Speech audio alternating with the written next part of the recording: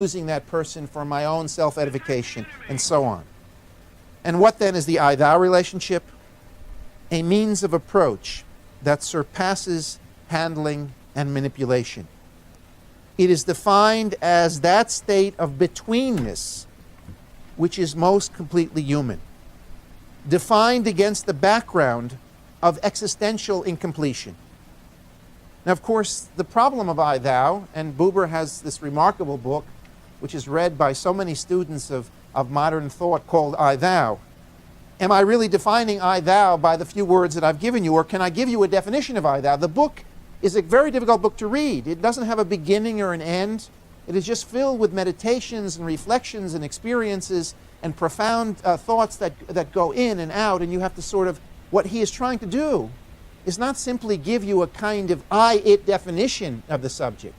He is trying to engage you as a reader in an I-thou relationship. And therefore, the book doesn't read like an ordinary book from cover to cover, from beginning to end. Perhaps in order to step out of the framework of describing the I-thou relationship through an I-it mode, I need to illuminate, to illustrate this by speaking about personal experiences, which perhaps can get us closer to the definition that we are seeking. Let me provide to you two examples, which are indeed very Buberian, which Buber himself would have used in his own writing.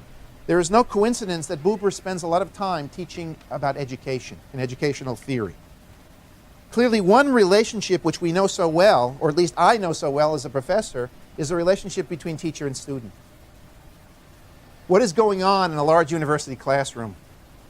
The students are sitting there, waiting to get their A's, smiling at every joke, even if it's not funny, essentially playing the game, writing down a lot of notes, enjoying themselves, but knowing full well what they have to do to succeed, coming up and asking a question so that they will be impressive to the teacher, so that eventually he will end up writing a application, a recommendation for their application to graduate school, and so on.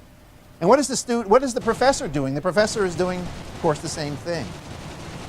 Professors have big ego trips. They have what professional gives you a captive audience, gives you people out there who have to write down every word you say because they're going to be tested on it. Clearly, the professor can be using this to expand his own ego, to gratify his own sense of self-importance. That is one relationship which might define the student-teacher relationship as an I-it relationship. But for Buber, being an educator is more than simply gratifying ego. It is establishing a human relationship, of taking the student after class, going for a walk, engaging that person, getting to know that person, sharing an experience with that person, entering into his world so that that person appreciates the person as other in a true sense, in a much deeper sense than simply by the normal relationships which define student and teacher. Or what about the relationship of friends? Friends, of course, are very dear and very precious indeed. They don't come very quickly.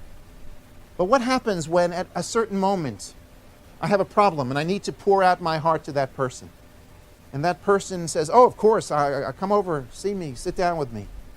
But that person, of course, is thinking about other things, is fixing their shoe or their hair or focused on something else, and somehow there's no communication. And you pour out your heart as best you can, but somehow that person is not creating a response. Sometimes a relationship emerges when you are sitting in the presence of that person, whether it be a person you love or a dear friend or a spouse or whoever, where somehow no words pass, but somehow something is being communicated. Something is touching. These moments are only fleeting. They don't come all the time. But when they come, they profoundly impact upon the way we see the world. They are transformative moments of interaction between two human beings.